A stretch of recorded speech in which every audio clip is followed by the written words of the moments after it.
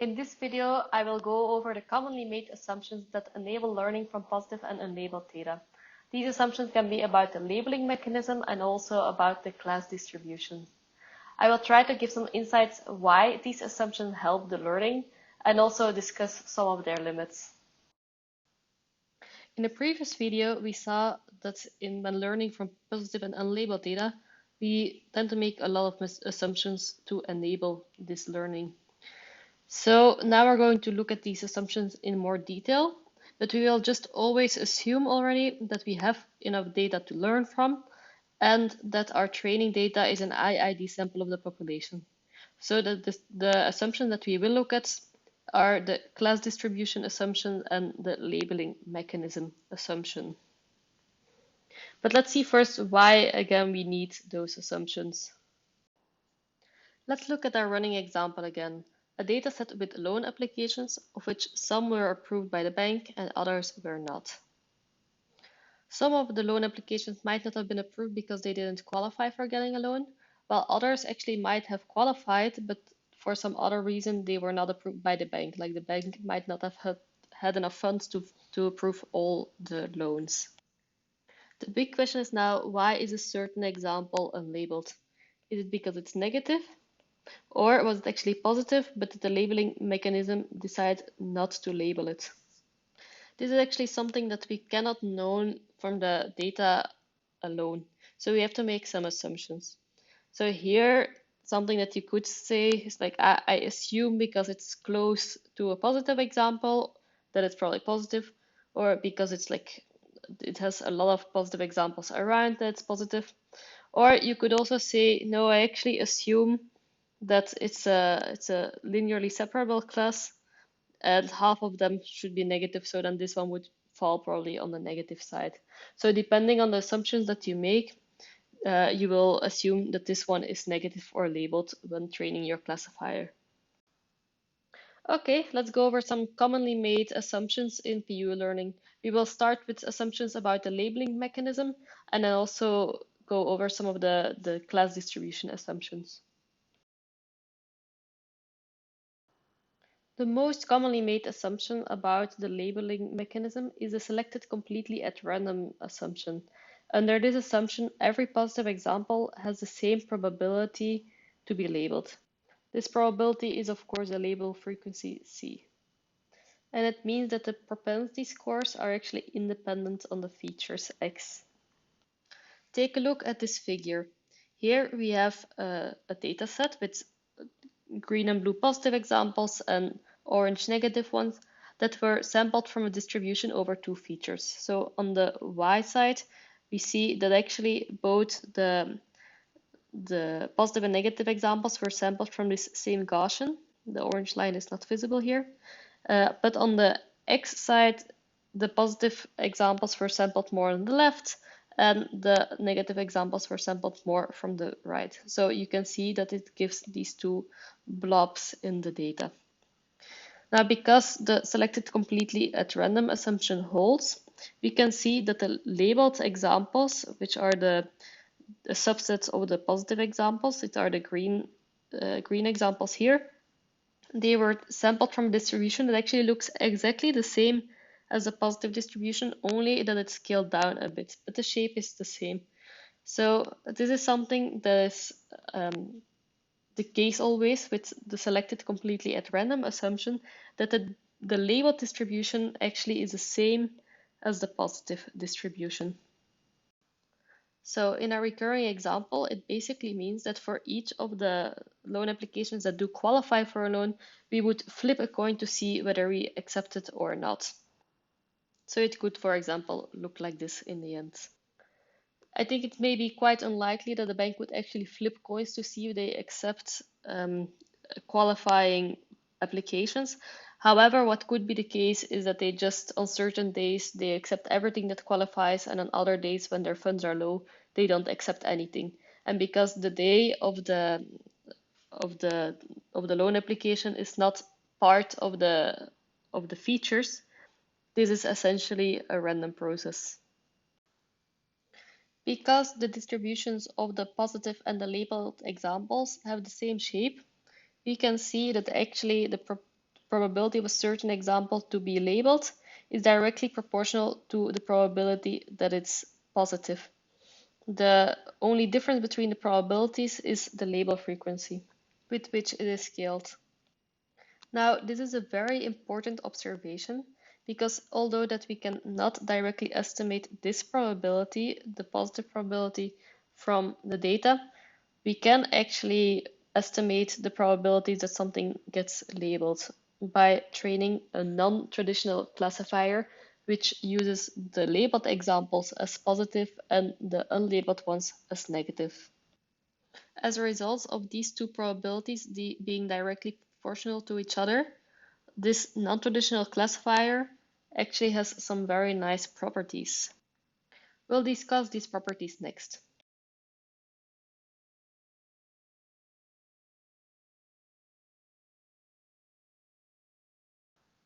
Let's look first at what this non-traditional classifier would predict. So basically it would see that for the repayment period, when it's low, then you will not be approved, and the higher it gets, the higher the probability to get a loan approval. Same for job security. With a low job security, there is only a small chance to get approved, and then as the job security goes up, so does the probability of getting the loan application approved. So in summary, the probabilities go up in this direction, which we see is the same direction as the true class probabilities would be. So it's just a scale that differs. So it means that the further along this arrow, the higher probability that an example will get to be labeled. So this one in the corner is first, then it's this one second, then maybe this one third, this one fourth, and so on. Now notice that this ranking would actually have been the same if it were based on the true class probabilities. So this is what the ranking order property is. So this is what it looks like formally. If you have an example with features x1 and another one with features x2, and the first one has a larger probability to be labeled than the second one, then this also means that the first one will have a larger probability to be positive than the second one. This is of course already very useful because if we are only interested in comparing different examples with each other, then this non-traditional classifier is enough. In our example application, if we just want to compare two loan applications and we just want to know which one has the highest probability to qualify, then we can learn this just using the approved loan applications if the selected completely at random assumption holds. The second interesting property is about the recall. So the recall is the number of true positive examples predicted by the classifier over the total number of positive examples. So those are the true positives and the false negatives. Or in other words, is the probability of classifying a positive example as positive. The interesting property is that this recall calculated on the labeled examples is the same. Let's look at what this means. In our data sets, we have 12 positive examples and 6 labeled ones. So if we would now say that we have a classifier that predicts everything as positive, then we would get 12 out of 12, so a recall of 1 positive examples, and we would get 6 out of 6, so the same recall, 1 labeled examples. If we now consider this classifier that only predicts those 4 examples to be positive, and we calculate the recall, then we can see that it will predict for 4 out of 12 positive examples that they are indeed positive. So it's a recall of 1 out of 3. And for the labeled examples, we will see that it only recovers 2 of the labeled examples. So there it has a recall also 1 out of 3. So this recall is always expected to be the same, whether it's calculated on the true positive examples or on the labeled positive examples, at least again under the scar assumption. So this is a very interesting property because if you're interested in training a classifier that has a certain recall, then we can just use the labeled data for this, because training a non-traditional classifier subject to a recall is equivalent to training a traditional classifier subject to that same recall. Perhaps the most obvious property about these non-traditional classifiers is that you can just use the probability that it outputs, the probability that an example is labeled, and use it to calculate the actual probability that it's positive. The only element that you need for this is the label frequency to make this conversion. Of course, you can also use the class prior because you can calculate the label frequency from the class prior, as we saw in the previous video.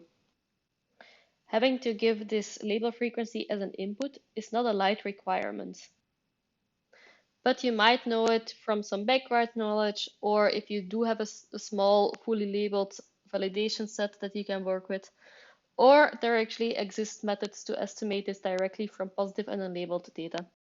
But that's outside of the scope of this tutorial. The selected completely at random assumption is the most commonly used assumption to enable learning from positive and unlabeled data. Using this non-traditional classifier really reduces PU learning to standard binary classification, which is of course a very attractive quality. Unfortunately, this assumption doesn't always hold in practice.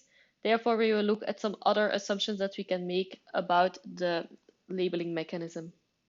Where SCAR was a very strict assumption, we will now be looking at a very loose one. It's the selected at random assumption. And it's actually so loose that it's basically not making any assumptions at all.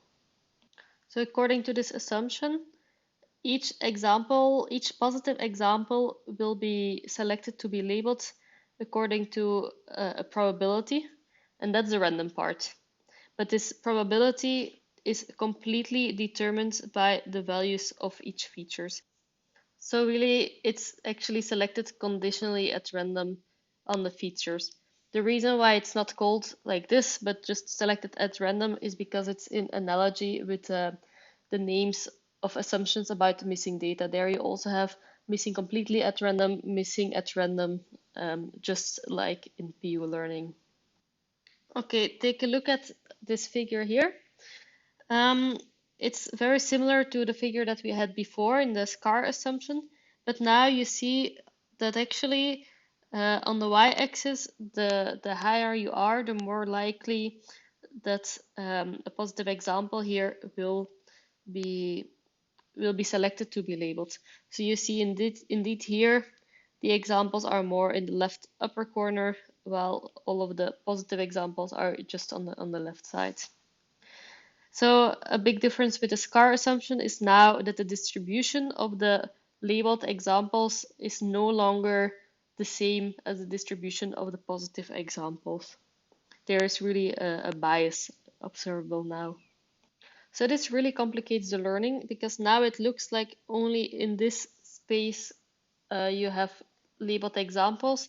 So if you would learn a classifier in a naive way, actually using the SCAR assumption, then you would probably say that this entire space is negative and only this space is positive, which is clearly not the case. This entire space should have been positive. In our loan application example, it's actually very likely that we will have this bias labeling mechanism so that it will be selected at random and not selected completely at random. Because the bank knows that it doesn't have infinite funds to give loans out. So it will also, when it does have funds available, probably make smart decisions on which loans to accept, to approve, and which applications to reject. One way that they might do this is by looking, okay, not just who qualifies for a loan, but who is like a really good application. So who strongly qualifies. So this would be the applications here in the corner because they have both a long repayment period and a high job security. So they could say, okay, with a higher probability, we will just take the ones with a strong application. Another way that a bank might make a biased decision is by considering which image they would like to have. So if they want to have the image of being the bank of people with certain prestigious jobs, which are typically jobs with higher job security, they might be more likely to accept loan applications of people with these kind of jobs. So now you see again that there is a bias, but now it's not directly related to the probability of qualifying, but it is related to a different feature. So both of these are examples of the selected at random assumption. Now, the million-dollar question is, of course, is this assumption strong enough to actually enable learning from positive and unlabeled data? Well, if we exactly know how this labeling mechanism works, then it is enough, because then we can incorporate this in the learning. However, if we don't know this, then we need additional assumptions. These additional assumptions can be either on the class distribution, or it could be extra assumptions on the labeling mechanism. One such extra assumption could be, for example, that the labeling mechanism is dependent only on a known subset of the attributes, while the classifier can depend on all of the attributes.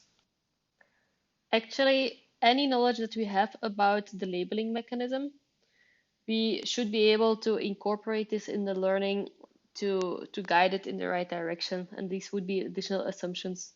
There hasn't been done much research on this, so this is really a place where I believe that still a lot can be done and real contribution can be made by looking at which kind of assumptions frequently hold in real PU learning datasets and see how we can handle these assumptions in our learning methods.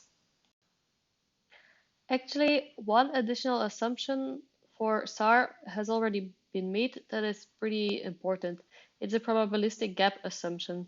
So in this assumption, we say that the more a positive example resembles a negative example, actually the less likely it is that it will be labeled. So another way of saying is the higher the probability that something is positive, the even higher probability that it will then also be selected to be labeled. Or to formulate this more formally, the propensity scores are a monotone increasing function of the probabilities that examples are positive. Let's look at the figure again. Now we see again a bias in the labeling, but now the bias is towards the more positive direction.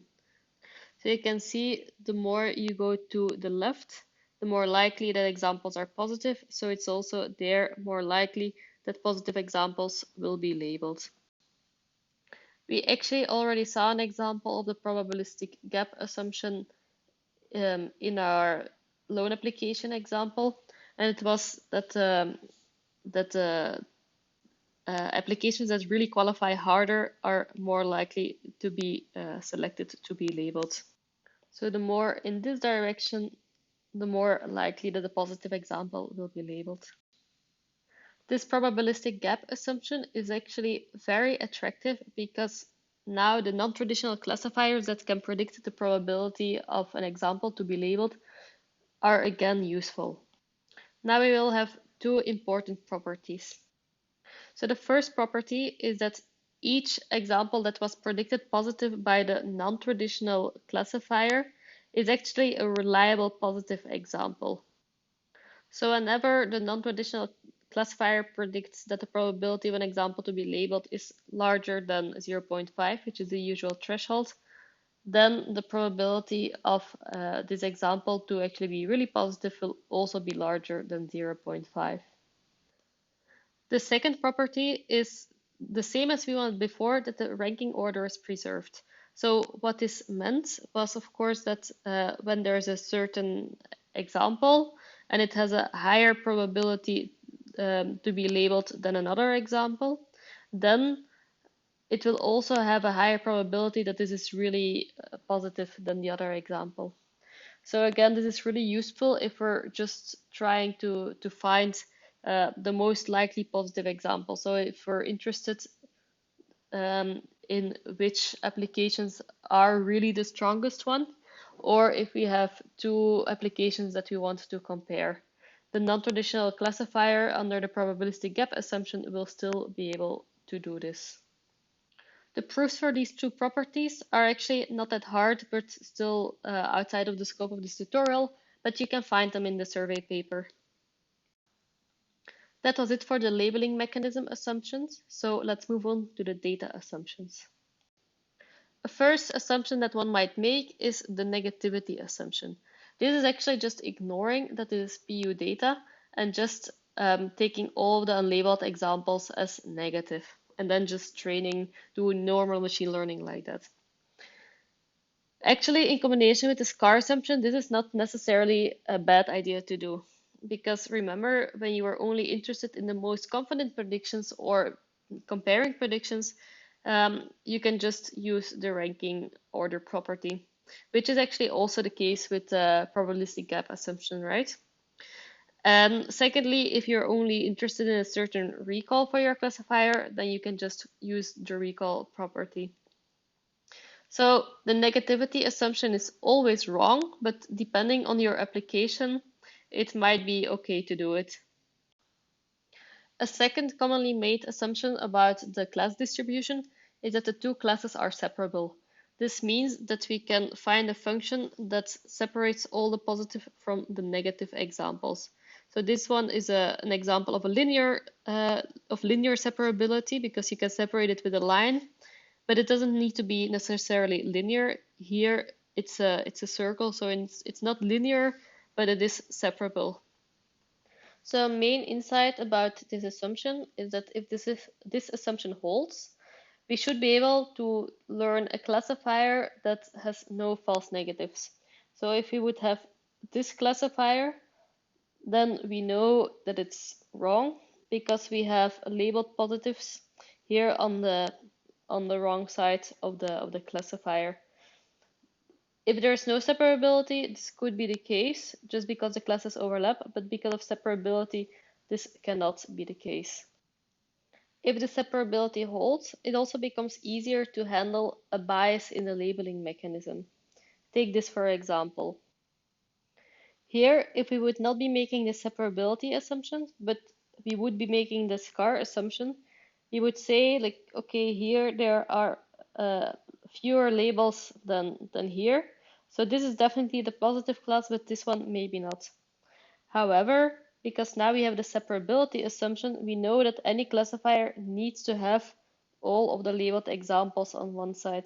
So then we can still learn the correct classifiers. So with the separability assumption, we can find a good classifier by looking for a classifier that classifies all the labeled examples as positive. This is very important, but at the same time classifies as few examples as possible as positive.